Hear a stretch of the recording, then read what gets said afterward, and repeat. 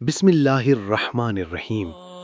تمام تعریفیں اس اللہ کے لیے ہیں جس نے محمد صلی اللہ علیہ وسلم کو آخری نبی بنا کر بھیجا اور ان کے ذریعے ہدایت کا نور پوری انسانیت تک پہنچایا۔ میرے عزیزوں، ختم نبوت کا عقیدہ کوئی عام بات نہیں، یہ ایمان کی بنیاد ہے۔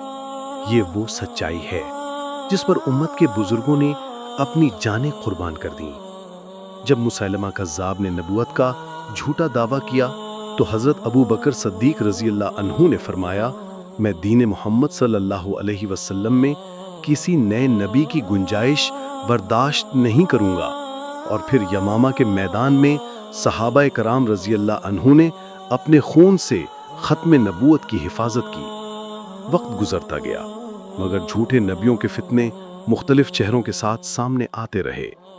بر صغیر میں مرزا غلام احمد قادیانی نے نبوت کا جھوٹا دعویٰ کیا تو امت کے علماء نے علم، قلم اور دلیل کے ساتھ اس فتنہ کا مقابلہ کیا۔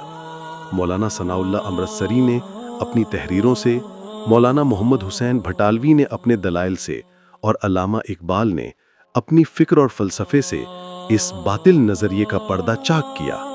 پھر سن 1974 میں پوری امت مسلمہ ایک آواز بن گئی اور پاکستان کی پارلیمنٹ نے قادیانیوں کو غیر مسلم قرار دے کر ختم نبوت کے عقیدے کو آئینی تحفظ دیا۔ یہ کوئی نفرت نہیں تھی، یہ ایمان کی حفاظت تھی۔ یہ امت کا اعلان تھا کہ محمد صلی اللہ علیہ وسلم ہی آخری نبی ہیں۔ آج ہماری ذمہ داری ہے کہ ہم بھی اس عقیدے کی حفاظت کریں، اسے اپنی نسلوں تک پہنچائیں اور اپنی زبان، قلم اور کردار سے گواہی دیں کہ نبی صلی اللہ علیہ وسلم آخری رسول ہیں۔ اللہ تعالی ہمیں ایمان پر ثابت قدم رکھے، ختم نبوت کے محافظ بنائے اور نبی صلی اللہ علیہ وسلم کی محبت میں زندگی اور موت عطا فرمائے۔ آمین۔